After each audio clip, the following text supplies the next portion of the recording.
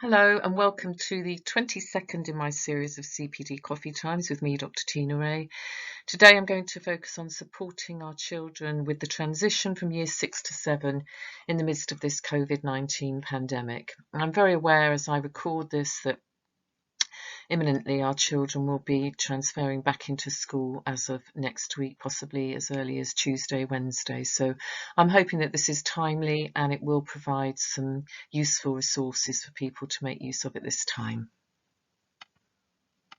So as many of you will know already, I was previously a teacher. I currently work as a consultant psychologist for Compass Fostering and in a range of other institutions, educational and therapeutic. I'm also a therapeutic supervisor and write extensively on the topic of wellbeing, mental health. Many of my publications for the charity NurtureUK, which is my favourite charity of choice. I've also written extensively for the wonderful Sarah Miles at Hinton House Publishers, and you'll find many of my publications more recently with this particular company, and I'm really proud of many of these publications. I think they really do provide practitioners with user-friendly practical tools and strategies which are evidence-based. So the aims of this session are to highlight some of the issues around Key Stage 2-3 transition and reinforce some of those issues for all our children, and particularly those in more vulnerable groups, i.e. those with special educational needs and disabilities, to highlight some of the risk factors and predisposing contexts and issues that our children may have, and flag up the need for appropriate assessment on transfer, in order to be able to then ensure that we put in place the right kind of interventions which are really appropriate to each individual child. I'm going to highlight some of the practical common sense ways to manage the transition and reinforce the need to engage with a wellbeing curriculum. I will further highlight some of the specific issues at this time when we're in the midst of this COVID pandemic, and share some key tools and resources, really practical things from the Transition Toolbox, my publication for NurtureUK, which I know is now being really widely used in order to support children transitioning back post-COVID, not just simply as a source of support for that transition from Key Stage 2 to 3. So this focused resource, my real wish for this is that it would be predominantly used at the end of year 6 moving forwards into year 7, but I'm very well aware that for many of our children and young people this will have been a really kind of difficult transition, given the fact that there was so much change and so much kind of part-timeness about what they were doing at the end of the summer term. So I'm hoping that some of these resources were used at that point in time, which is when traditionally we would expect to do this work. However, I do think that going forwards, many of the resources, the key tools and activities on these 60 cards will be beneficial to many of our new year 7s right now at this time. So if you're doing this on your own, you're listening solo, or you are working with some of your colleagues going through these slides, I'd just like you to stop and think what you might think would be problematic for children on transfer to high school now, and what might be some of the specific impacts of this current pandemic on them. And of course, this is just a point of reflection. I'm very clear that most of us will be very aware now that there are some issues, particularly around mental health, particularly around levels of anxiety. So we know that transition from primary to secondary school has always been a tricky one. And there is this increased risk of toxic stress for many of our children and young people. It's a big change. It's a very difficult time, going from a very small, often quite cosy, nurturing context to much bigger contexts in which they are really the youngest in the school again, and surrounded by much bigger children, and having to access a huge range of different teachers and activities in different areas in a school building. So it's a difficult time for all our children, but vulnerable groups are really most at risk, those with ASD, ADHD, mental health needs, etc. And I think we mustn't lose sight of the need to ensure appropriate bespoke interventions for them, those with SEN and complex needs, clearly. What's important about this transition, and we know from the research that McGee conducted as far back as 2004, that basically continuity of the curriculum between the two phases will really alleviate some of the suffering if there is continuity. The most vulnerable children will need support and additional interventions prior to the transfer. We know that. But I would suggest that all our children now currently do need some additional support because the levels of anxiety are being compounded by anxiety around this COVID pandemic. We know traditionally that this transition is when academic performance dips. This is for all our children, not just those who have additional needs. Self-esteem is impacted upon alongside motivation, and for some, these can have longer-term negative consequences for their engagement with education and ultimately, of course, their future prospects. So it's really important that we intervene at this stage. There are a range of different issues that we would put under the umbrella of SEN, special educational needs. What's important about this is that school staff really consider the many and varied responses and difficulties experienced by these children and really understand how that level of challenge and stress is so much greater for them in this process. So it's vital that they consider what they might be able to do in terms of accommodating. So that old chestnut, that old word differentiation, comes into play significantly here. So for those with social, emotional, mental health needs, previously termed behaviour difficulties, sadly, I think there are issues here for them in terms of meeting significantly larger numbers of pupils and staff. So going away from that nurturing bubble with those securely attached adults is very, very difficult for many of them. And some of these children will be potential targets for bullying, and their ability to work with and socialise with different peers throughout the day will be, for some of them, compromised. So I think that there is a real difficult problem here for many of them in terms of actually assimilating well into new social groups and really understanding and accepting the rules, the boundaries and the sanctions that need to be in place in a high school context. There are greater demands on their social skills altogether, and knowing what to do in a break and lunchtime period, which is far less structured for many of them, is going to be quite tricky. Being the youngest in a new school and not understanding what the expectations are, and also having their behaviours which are anxiety-based being misconstrued by some as apparent defiance is also going to be an issue. We know about the neuroscience, we know about how anxiety and toxic stress manifests itself in terms of behaviour, but it's very difficult if you are a young child experiencing this level of toxic stress at a lunchtime when people, the staff, maybe don't know you, don't understand how to support you and just perceive you as the naughty, loud child again. So there's a real issue here to ensure that these children are given the recognition, the assessment and the nurture at the outset. And of course, for those with communication difficulties, expressive, receptive, language difficulties, verbal, non-verbal issues, there are explicit problems, and I think these are quite obvious to many of us in terms of their ability to understand expectations, to follow the rules. And again, this can be misconstrued as defiance, bad behaviour, etc. But in actual fact, if we don't understand their difficulties in terms of understanding language, processing and having delayed processing time, this is going to be very difficult for them. Also navigating really difficult timetables. Sometimes there's a 2-week cycle around these. There are lots of abbreviations, changes, which might be difficult. And being able to ask for help from staff, parents, peers is also going to be an issue, alongside new arrangements around travelling, being organised, getting there on time, being punctual. And there is a greater level of auditory input at this stage. So again, this needs to be factored into the support for these children. And then, of course, there are the sensory needs. We usually associate this with our children with ASD, autistic spectrum disorders, and I think that we need to just factor this into our thinking that for sensory issues are much more complex than that, in the sense that many of our children have comorbidity with other needs. So we have lots of children now in our schools with sensory issues, and these are not just associated with a diagnosis of autism. So thinking very carefully about the levels of noise that they're experiencing in the dinner hall, the different smells, the corridors, the stair crowds, which are much, much bigger. And also this kind of risk of being overloaded and feeling very, very stressed by the proximity to others in terms of travel arrangements, or being distracted by external stimuli, that is much more significant a problem for them at this stage.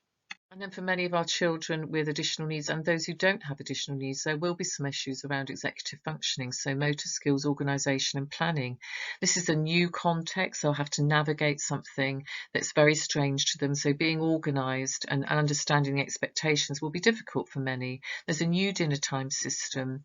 The motor difficulties that may be a problem normally may be compounded by different PE issues and demands in that context. Also, this kind of demand on personal organisation for many of them, particularly if they have compromised working memory, will also cause higher levels of stress. Getting lost is one of the biggest issues that are raised when we do these sessions with year sixes as to what they're worried about when they go to high school. This always comes up: getting lost, what to do, where to go, who to seek help from, what happens if I get into trouble, if I'm late for my lessons, etc. Also, having the correct equipment on the right day, and being able to manage some of the sensory overload. So coping with unforeseen events or problems also for many of those as children and young people can be incredibly difficult. And issues around learning needs. Emotionally, this can be a huge trigger for some of our children and young people. Teachers not knowing what my problem is, what my needs are, what my difficulty is. I'm going to so many different teachers, but they can't all know me as well as Miss So-and-so in year 6. They can't understand what I need in terms of help and support like Mr. So-and-so in year 6. There's also this loss of peer support and known teachers, so the known peer group, the known teachers who really know and value me and understand my needs. Also difficulties in working to speed, keeping up or seemingly keeping up with what everyone else is doing, recording the homework, understanding what I've got to do. And this can challenge self-esteem. And sometimes there will be this kind of apparent refusal to complete a task, but generally this won't be because they don't really want to do it. Some of the children that I've worked with will say they just feel so overwhelmed with anxiety, they don't know what to do first, they don't know how to start it, and this can be misinterpreted at times. So fear of failure exposure also can be heightened, and that can impact on levels of self-esteem as well. So we know what the problems are. We know that there are many, many issues, and these are some of them directly related to the children's own needs, but others are just issues in general, I think, that many of our young people will experience on transition from year 6 to 7. What works? Evangelou did the most seminal study in 2008. The research project was huge and looked at what it was that actually affected preschool, primary and secondary transfers. And it was a major longitudinal study. It investigated the influence of preschool, primary and secondary school on children's cognitive and social emotional development in England. And what they identified were 5 aspects of what made a really successful transition for children. And these involved them in developing new friendships and improving their self-esteem and confidence, so on transition. They settled in so well into their school lives in year 7 that they caused no concern to their parents, so parents weren't made to feel anxious. They showed an increasing interest in school and schoolwork. They got to know the new routines and the new school organisation with ease, and they experienced a level of curriculum continuity between year 6 and year 7. And those that felt they had more help from their secondary school in making the transition from year 6 to 7 really were the ones who were more likely to have the successful transition that we want for all our children. And some of this, in terms of what the high school were doing, was around actually ensuring that there was a slight relaxation of rules in the earlier weeks of the initial term, so that pupils could adapt step by step, that they weren't totally immersed and flooded with everything that was new and the new demands. And that the use of school visits, taster days, induction, useful information booklets, virtual tours, etc. also aided a successful transition. And there were 3 key indicators the researchers identified that would ensure the children's transitions were successful and improved when necessary. And the first one was social adjustments. What they found was it was successful when kids had more friendships and higher levels of self-esteem. So this is really important, that at the start of year 7, as they go in next week, what we're doing is we're ensuring that there is time to communicate, to socialise in this new socially distanced way, but to form these relationships and feel relaxed about doing that. So building their confidence up. So the relationships, the connections need to come first. So the second key factor was that of institutional adjustment. And what Evangelou et al. Showed was that settling well into school life and getting used to the new routines were the two most important elements for this transition. So these could be improved by encouraging the children in the same class to work collaboratively and support each other, even if they were not physically together in the same lesson. So that's important, this level of collaboration, and again in a socially distanced way now, clearly. And also enhancing their social skills and self-esteem through sessions or registration periods was also found to be a useful strategy. So using that time wisely to do social activities, bonding activities which forge good connections. And indicator 3 was that of curriculum interest and continuity. If the children could understand what was really expected of them in secondary school and they were prepared for the level and style of work, then they would be able to build on their progress made in primary school. So this really is about the actual means that the primary school have in order to show the children what would be expected as they transfer. And again, very often what I think best practice is for year 7 form tutors to come to the year 6 classroom and actually be working with the children, showing them some of the activities and the kinds of things that they would be doing in order to make that transition smooth. And of course, there's also this need for significant adults. We know that coping with change, one of the ways in which we can best do it and protect our mental health is by actually having really secure attachments, nurturing attachments. Now, if we've had those in our early years, then we will know that adults are trustworthy and reliable, and we will feel secure, securely attached and nurtured. We will feel safe and our self-esteem will be protected. So children who have this obviously are the ones that can really manage to deal more effectively with more difficult issues, uncomfortable feelings and thoughts which they have at the time of transition. And I think this is where we need to factor into our thinking to really make sure that we are targeting those who clearly do not have significant adults in this way in their lives currently. And that means that schools have to make sure that there are adults in the community who can forge these links, these bonds, give children the therapeutic relationships that they need so that they can share what Margot Sunderland calls their adult calm. So as regulated adults, we know that we're attuned to our own emotions and responses. We sense our body states and ask questions that help us to respond in a trauma-reducing, not trauma-inducing way.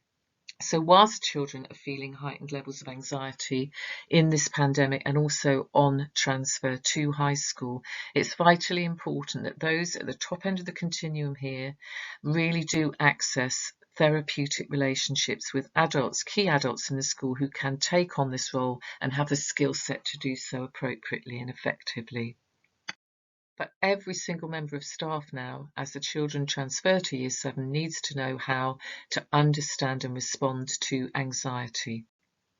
And that means really being very clear that anxiety-driven behaviours may look like disobedience, they may look like rudeness, they may look like someone is withdrawing or being kind of truculent, but we need to be very clear so that all staff are trained up to understand how anxiety exhibits itself, and it is not bad behaviour. We must not be punishing children for showing symptoms of anxiety ever. So what is it that helps in school? Early identification. Targeting those children who we know to be more vulnerable, positive peer relationships, a designated area in which to retreat if some of the children feel under threat or feel that this is too difficult. So we need to actually give them the opportunity to have the secret signals with specific members of staff. The empathic adult to talk through the issues, the concerns, the worries, and that transition planned really, really effectively with trusted adults who can negotiate the timetable and support a more flexible approach for those who are at risk primarily of becoming school refusers, so those at the top end of the continuum.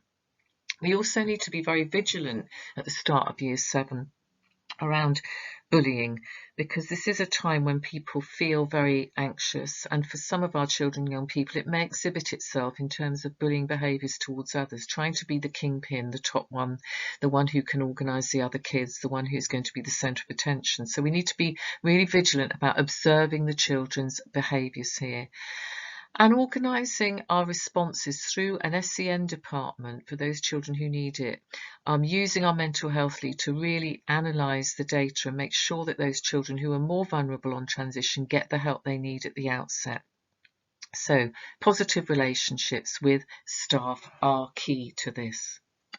So I've said this again, but I'm going to reinforce it. We know dysregulated and stressed adults can't effectively support and help children and young people who are dysregulated and stressed. It's simply impossible.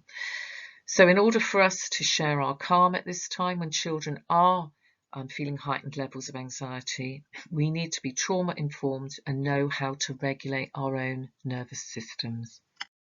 So please make reference back to my last session on emotionally based school avoidance, and also my session at the start of this series, the second one on anxiety, because I feel that there is a need at this point in time more than ever for all our teachers, as they have the cohort, the new cohort, the year 7s coming in, to really understand how to manage anxiety, both in themselves and in the children. They understand the neuroscience, they can make use of attuned, authentic listening, emotion coaching, mirroring, modelling techniques to self-soothe and regulate, so co-regulating with the children, using what I call the language of kindness and compassion, and being far more therapeutic, not being a therapist, but being far more therapeutic in the language and in our disposition towards the children.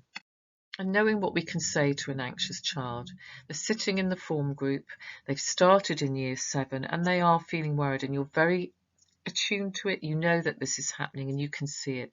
So ask them to tell you about it. Tell them that you're going to make sure that they're safe. Give them the right language. Give them the opportunity to draw it out, to talk about how it feels, to actually engage in some deep breathing, some grounding, some modelling these resources, these ideas, these key tools with them and for them. So what are the risk factors? Traditionally, we would be looking at genetic influences, specific learning difficulties that a child may have, more general learning difficulties, developmental delays, communication difficulties. We would also look at difficult temperament, physical illnesses, previous academic failure, and low levels of self-esteem. And all of this actually should be flagged up clearly in the transition from year 6 to 7, through the paperwork, through the meetings with year 6 teachers and key staff in the high school context. And within the family, of course, there are predisposing factors which also will impact on the child's success in terms of transferring appropriately and in a healthy way. And these can include parental conflict, family breakdown, inconsistent or unclear discipline at home, hostile or rejecting abusive relationships, so failure for them to have adapted to the child's developmental needs. There could have been parental psychiatric or mental health problems, illnesses in the family too, and this will also clearly impact on the child's ability to make this transfer. Parental criminality or death and loss, or the loss of specific really important, significant friendships and attachments.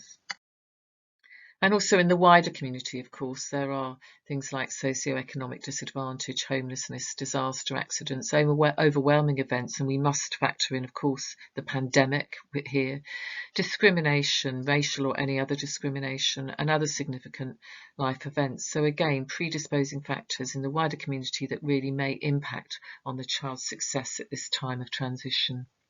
And I very often talk about this need to develop resilience, and people are getting, I suppose that there's a wee debate at the moment going on social media in particular about the use of the word resilience, and some people really do not like it. I think it's about how it's used, and I think we need to be very, very clear that I am talking here about being able to develop the ability to cope, to manage, to keep going, and also to be open to support. And I think it's really, really important. We know the domains of resilience, And these are the areas of a person's life, a young person's life, where these can be promoted. So we know we can do this by giving them a secure base, good education, sound, secure, nurturing friendships. We can promote their talents and interests. We can instill positive values and give them opportunities to develop social competence. And this is what I would want in terms of developing so-called resilience at this stage. And this is why my dear friend, Dr. Ruth McConville, suggests that we really need to be teaching children how to have an optimistic bias, to challenge their negative thinking patterns, to be able to think outside the box and bounce back when things have gone wrong. And it really does ultimately make good sense. And again, it's not about anything kind of deeply psychological here. It's common sense in my view. These are key things that we need to be teaching our young children and ensuring they access via our wellbeing curriculum. And what really does matter on transition from my perspective as a psychologist is that we really do identify the children who are most at risk, and also we have appropriate screening in place. And I think this is really, really important. The DFE guidance 2018 said that when schools suspect if a pupil is having mental health difficulties, they should not delay in putting support in place using the graduated response process. So the mental health lead in a school should obviously be taking the lead on this. And I think that the use of assessment tools is really, really important at this stage. And there are lots of different ways in which we can do it. The Voxel Profile, the SDQ, Strengths and Difficulties Questionnaire, Mood and Feelings Questionnaire. The Spence Children's Anxiety Scale is used a lot in many of my schools, as is the resiliency scales. The school may also have developed their own self-report questionnaire, or just a simple scale that they have developed in order to screen children on entry. We screen them for academic ability. We need to be screening for emotional well-being now. And of course, as someone who is a real proponent of nurture, I absolutely cannot recommend the Voxel Profile online enough. I think it's a really, really essential tool, useful in challenging misconceptions, perceptions of individual pupils, classes or staff. It's useful for those children who are not making progress in maths and English in order to help identify really what their needs are. Gives a great baseline assessment on entry at any age, but in terms of key stage 2 to 3, really, really useful. Supporting these transitions at end of year or moving on to other schools, it helps to develop us as reflective practitioners, in my view. Can also be used, of course, as a performance management tool for teaching staff. Ultimately, I feel it's the best tool for ensuring accurate and up-to-date assessment data is provided for high school staff on transition. So it's recommended from my perspective and from that of NurtureUK as an organisation that all Year 6 pupils are screened and that the information is available to inform the transition process at the outset. And if you want more information on this and you want to have the training, access the training, please go to the NurtureUK website. So how are we coping in a time of COVID? What is it that we're doing in terms of supporting this transition? And I know that schools are doing amazing things, really, really creative, fabulous work. And that staff teams generally, I would say they haven't had a break. They've been working non-stop trying to meet the demands, to put things online, to do things in a much more flexible way. So setting up podcasts to introduce themselves to school, what it looks like, online meet and greets, letters and email contact has been ongoing, meet and greet books and special resource packs for Year 7s, accessing staff mentor therapeutic relationships, making sure that these are in place and people have been targeted before they enter Year 7. Setting up virtual tours, ensuring that the displays are there when the children come in, visual timetables for those who need them, and using social stories for those who also need them. And I think there'll be many of those children who will be really needing them at this time. I think that a lot more children, I would suggest, are going to have compromised working memory and feel heightened levels of anxiety, and will also probably have some sensory issues that may have not been exhibited in primary school. So very important. Parental guidance and support also is ongoing, and I know that schools are providing information booklets and online resources, and certainly online resources is how to support your child with anxiety. Also developing their wellbeing curriculum, so knowing that it's okay to talk about feelings, and we will be spending time doing this, and this is vitally important on this transition, that we don't dismiss any of the feelings, the experiences children are having, that we give them the time to talk about them, to process them, and to problem solve. So there's a great deal that's going on in terms of supporting children at this time. And this support in terms of the wellbeing curriculum, I think many schools will be using resources from this transition toolbox from NurtureUK. And the toolbox itself is very, very clear.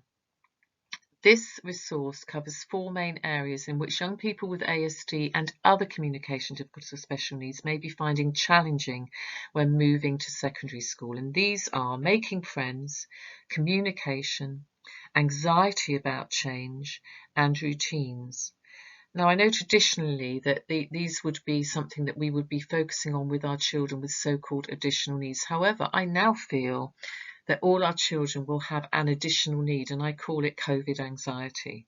And that may be at the top end of the continuum, it may be very low on the continuum. For a small minority, I would suggest they will probably have very little anxiety, but all of our children at this point will need support, provision and help in these key 4 areas. So making use of these 60 cards is something that's very easy to do. It can be used with smaller groups, in your bubbles, it can be used with individual students, it can be used with the whole class. But basically the 60 cards, laminated, beautifully laminated, actually come in 6 different sections, so 10 cards in each section. And there is a very detailed resource booklet at the start which you can look at, and actually gives very, very useful advice to the teacher, the TA, the ELSA, whoever's going to actually be leading on this or supporting the children. So section 1 is about making the transition. Section 2 is about building self-esteem and confidence. Section 3, developing resilience and problem-solving skills. Section 4 is around managing stress and anxiety connected to transition and not connected to transition. Section 5 is about being a learner in a high school, what that looks like, what you need to be able to do that effectively. And Section 6 is about building our strengths and setting really good goals for ourselves as we go into Year 7. So the next few slides, I'm going to show you some of the activities, not in full, but some of them from Section 1, making the transition. And at the start, there's a what am I worried about quiz. And what the children do is tick against all the things that they feel that they're worried about: getting lost, being bullied, making friends, changing and showering in PE, being late, etc. And they rate each of these, and then they work together to find solutions. So again, you're reinforcing the fact that all the children have certain concerns, they all feel worried about certain things, and there are very many similarities, more so than the differences. So that makes it normalizes it for them, but also then they can work together to find solutions. So this again empowers them. There is something that we can do. The next card in the box takes you through the process of making a pupil passport for the child, and it shows you how to do this and gives a format for this. Now, these are typically used for pupils with limited expressive ability, complex needs, but I think can be equally useful for more able pupils in stressful situations, and we've got that now. So I think we need to actually provide this valuable outline for all staff, for all our children on entry now into Year 7. So let's make this pupil passport. Let's make one for every child. It includes their strengths and interests, their barriers to learning, any important contextual information about the pupil's family, advice from external agencies, strategies that help them at school and at home, and what they've had before in terms of provision, intervention and support, what resources they might need, so a visual timetable, prompt cards, etc. Because this can all be then done in advance. Now, this doesn't have to be erroneous, it doesn't have to be a huge task, it can be very simple side of A4 for each child. Then there's a framework for making an information card and an example. So here's Melanie, and she's saying, what I find it hard to do, taking in a lot of verbal information, so I might be unsure of what I have to do. Gives me much more help if you can write a little written list of instructions for me to work through step by step. I might need a little bit of help from you to just start at the beginning. And if I'm working with a buddy, that can help me. And if there's homework, Please can you make sure that I've got clear instructions so I can write it in my planner? Thank you. So again, this is a lovely activity for children to do. First day back, let's write these down. What is it that you would like the teachers to know about you? Let's give them your information card. Then if you're worried when you go into a lesson with your new teachers, you can show them your information card and talk it through.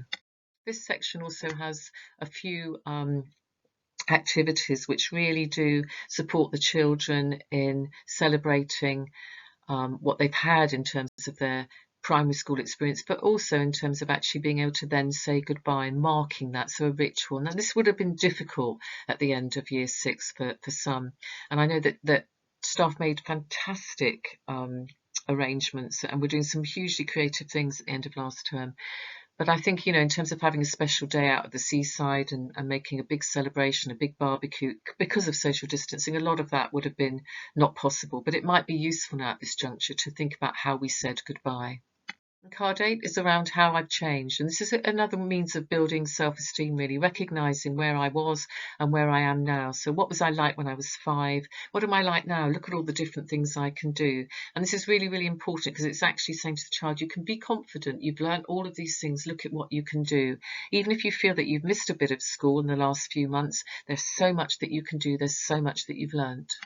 Card 10, again, my future selfie, my future self. This is me in the future. What do I want to be? What do I want to do? I'm going to draw myself as a year 7 student and record all my ideas. Again, a positive view of the future. Leading into section 2, which is around building self-esteem and confidence. So this card is around paying yourself 5 compliments. You can do it. Just think, plan and talk, draw and label in the stars. And this is on the format on the card. And there are lots of different ways in which you can do this. Some of our kids are going to need more help with it because some of them, they do have less self-esteem and they're less confident. So they'll need some prompting, some support. And maybe this is something they could do in pairs. Card 14 is around developing empathy. And this task asks the children to put themselves in other people's shoes. So there are a series of different scenarios. Someone who's visually impaired, someone who's finding it difficult to get into class because they've got a physical disability, someone who is very new to the peer group, etc., etc. And the children are asked to put themselves in their shoes and think about what they could do in order to support each individual. So this is again about building that cohesive, supportive group.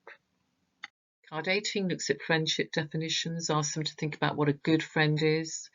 And I think this is really lovely because they could do this together as a group. Again, it doesn't have to be individual, the do's and don'ts of being a good friend. And then think about themselves, what kind of skills they might need to improve and who could help them in that process, how they could be a better friend.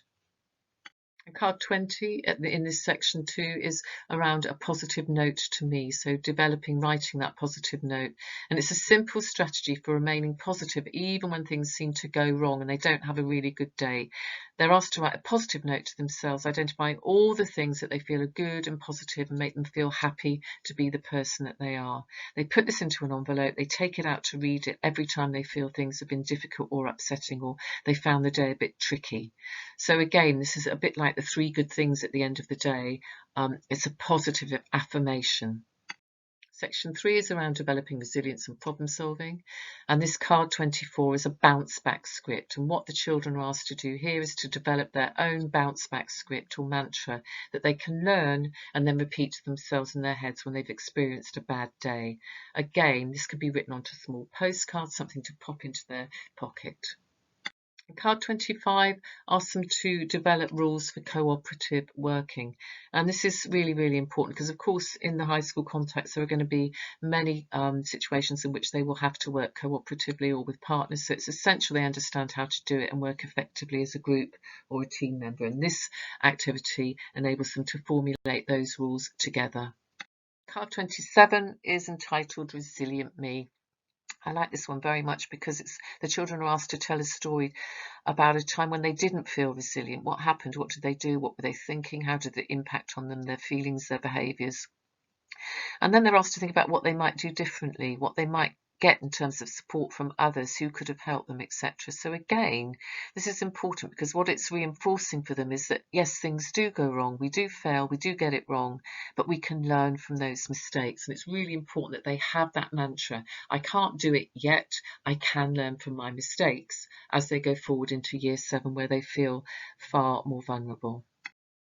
And card 30 is around developing my hopes for year 7. What is it that I want from year 7?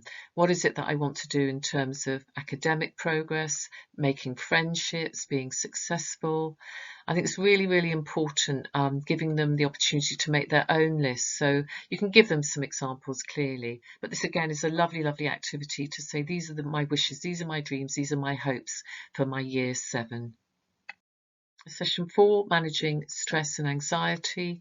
Card 33 is around problem solving, and this actually introduces a stepped process for the children to work together to solve some problems. So step 1, defining the problem. Step 2, listing possible solutions as we're brainstorming together. Step 3, having a go, trying it out. Step 4, assessing the outcome. Was it a good outcome? Did it work? Why didn't it work if it didn't? And then step 5, keeping going, giving themselves the motivation to do that. So again, this is just a very simple psychological framework for problem solving, but obviously in the activity itself, there are some problem solving activities. There are some things that they have to actually problem solve. So they identify their own problem as a direct result of actually working through the other problems. And visualization, this is one of the cards in this section again, and this is very, very useful to children to have a go at, just thinking about a place that's beautiful, special, a haven for them, visualizing that in their heads. They can draw this, they can label it and write all the things around it that make them feel peaceful in this haven. And I think it's really, really important, up to them how they do it. But again, it's a lovely thing to do because actually it helps to ground them when they're feeling anxious. And another card in this section is entitled Mood Busters, and these are ways to actually manage themselves when they're feeling in what I would call a bad mood. They're feeling upset, they're feeling a wee bit down or anxious. So what can they do? Catch the thought. So what can you say to yourself to stop it from getting worse? Act fast is number 2. What can you do now to begin to sort out the situation so it doesn't get worse? Distract yourself, do something else. What can you do to get your mind off the situation? What are your distraction activities? Do something different, take your mind off it, talk about something else with a friend.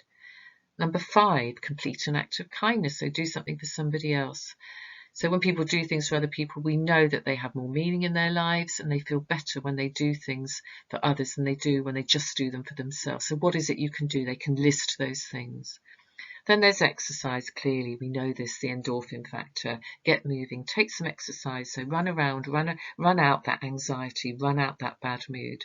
So this is a framework for them, and they are asked to actually just think about the things that they could do. There are some that obviously are going to be personal to them that they would add on to this list of mood busters. Card 40 introduces a relaxation strategy, and this is around tensing each of the major muscle groups in their bodies for about 5 to 10 seconds and then relaxing. So it's a structured means in which to engage and practice this process. They can make use of this on a regular basis. They can keep a relaxation diary. I would strongly recommend that each of the children in the new Year 7 group or form group has a relaxation diary. I think it's really, really vital. You might want to call it something else. You might want to call it my wellbeing diary, my wellbeing book, because they may want to use other strategies. But engaging in relaxation in this way on a daily basis is obviously going to be very, very helpful, just as is groundfulness or using mindfulness. Section 5 is about being a learner in a high school. And this card 41 actually asks them how they like to learn. And this is important because we know that children have different styles, they've got different propensities, predilections. There are things that they find easier or less easy. And I think it's really important to say, why is this my favourite or best lesson? What is it I love about art or maths or English?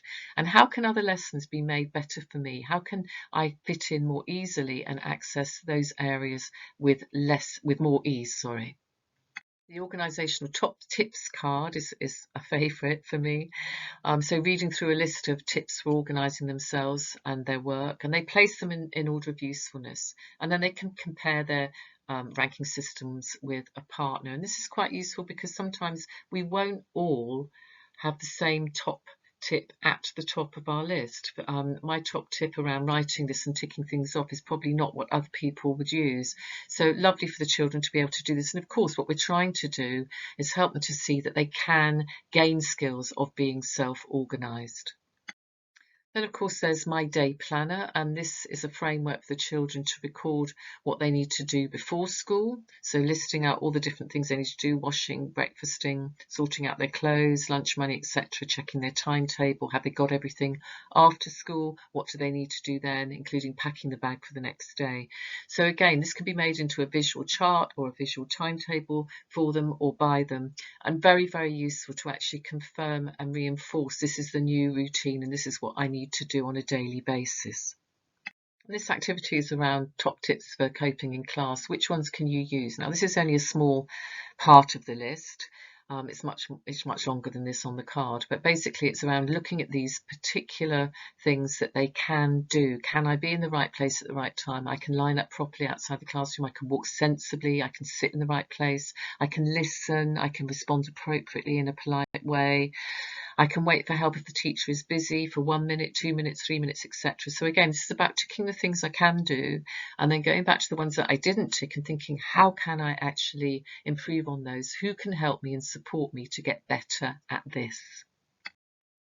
And again, card 49 is around connecting with others, and that's what it's called. And I also think this is really helpful because, again, it gives children the awareness and the knowledge that they're not on their own in this. And it is really, really important that they know who that they can get help from in the school context, whether that's their friends, their teachers, who they can go to with issues if they have or need help with their homework, if they've argued with their best friend, if they felt lonely or they got lost or they needed money, if they didn't understand the homework, etc. All the things that they worry about. And this is actually confirming to them that they do have a support network. The final section in the box is around building strengths and setting goals. So the final 10 cards are all around this particular topic. And card 52 is around identifying my strengths and my skills. And it's really, really important because what we want them to be able to do is realise that they can have many and varied skills, and they need to understand that they use their strengths in different ways, many different ways in different contexts. Being academic is only one set of skills. Being a social being, being someone who can be artistic, being nurturing to others, being kind is another set of skills. So very, very important. This reinforces the value of all their skills. Another card in this section helps them to understand how to make good decisions. What are the qualities of a good decision maker? So I think through all the pros and cons. I go along with other people. I can't make up my mind. I trust my instinct. I think it through.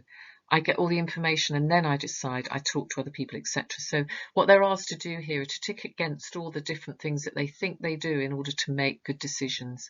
And then there's a lot of discussion clearly around what it is to make a good decision and what that looks like. In this activity, card 53, building resilience using strengths to cope with problems, the children are asked to describe a problem and list 3 strengths that enabled them to sort it out. So this is really solution focused. It's saying this is something that went wrong, but you sorted it out. So what did you do in order to do that? What were the strengths that you were using in order to do it? Very, very important. And again, this is reinforcing self-esteem, autonomy, a sense that they can manage and cope. And card 59, my goals for year 7. This gives the children a chance to identify a goal in each of these key areas. So friendship goal, an education goal, a leisure goal, a health goal, a career goal, and then a priority goal. And it's really, really important that we actually teach them about how to make these achievable and measurable and time bound. So people always talk about SMART targets, so very, very important. And this is what's on this particular card. So they can discuss their goals with a partner, and they're also really importantly identifying the skills and strengths that they have in order to achieve each of these goals. They're asked to then rate themselves on a scale of 1 to 10 as to how much good will come if they achieve the goal, and then identify finally a priority goal, a goal that they really think means the most to them at this point, and assess whether or not this is the right goal that they've chosen. And the final card in the box is my year 7 action plan. And this really encourages them, this framework, to identify this priority goal and then break it down into discrete steps. And this is really, really important. We don't tend to do this very well when we're anxious. So it's lovely to be able to have a framework in which to do it. We don't want them to fail. So we don't want the goal to be too big and unrealistic.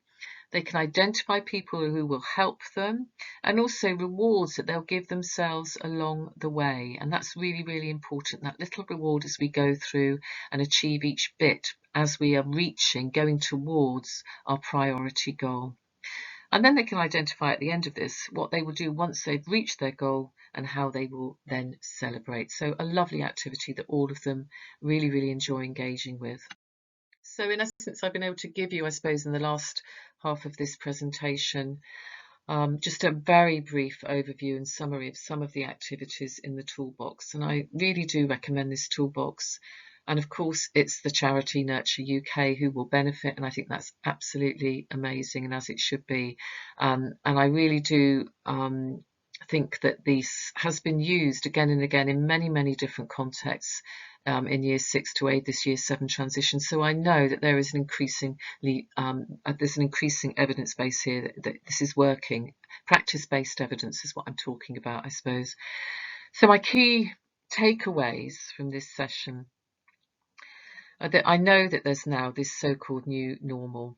And I would suggest that on transition now, next week, when our children go into school, all staff are going to be very conscious of this, that we need to give them more time. We need to have more time in which to nurture them, to give them the ability and the time to process what's going on, to process the newness, and really reflect on this transition in a healthy way so that they don't feel rushed. We're not adding to their stress or anxiety levels. So giving that time, and particularly making sure that there is this really graduated response, differentiated response, bespoke programs for those with additional needs who will be far more vulnerable. Some of our children on the autistic continuum will have been very, very happy at home this last few months, and going back into a large high school when they've not really accessed too much of the primary school in the summer term is going to be far more difficult for some of them. So I think we have to be very, very alert to that and very flexible in our expectations. We also need to be able to soothe these children. We need to self-soothe ourselves and share our calm. So, so important. They do not need to see us anxious. They will feed off that. They will mirror that. So we need to be actually ensuring that we protect them, give them that protective, nurturing bubble in which we are self-regulated, we've regulated our nervous systems, and we can ensure that they can do likewise. So feelings of safety come first. They come before any academic catch-up or any notion of that. We provide the practical resources they need, the systems they need, the support structures. We plan and prepare for all of this and deliver what I would call a wellbeing curriculum, which includes opportunities to emotionally regulate on a daily basis. And we use the assessment data. We actually undertake those initial screenings of well-being, and we use them. We spend the time on really analysing them and making sure that we've targeted those children on a needs basis. And we don't just do it once, because I think what we need to also factor into our thinking is some of our children will seem fine for the first couple of weeks, and then the anxiety will begin to appear. So I think we have to be very careful. We're doing a mood and feelings questionnaire. Why don't we do that every couple of weeks for the first half term so that we can really pinpoint the emotional climate in our classes, in our year 7 groups? So finally, I just want to read a couple of quotes from my new publication, A Toolbox of Wellbeing. I really think this is vital at this time. Let us keep them safe, nurtured, heard and held as they make this transition. The focus on well-being needs to take precedent, and any talk of catching up with curriculum needs to be seen for what it is, a total fallacy and waste of precious healing time. Traumatised, anxious kids cannot engage in academic learning until they feel safe. So let's get our priorities right.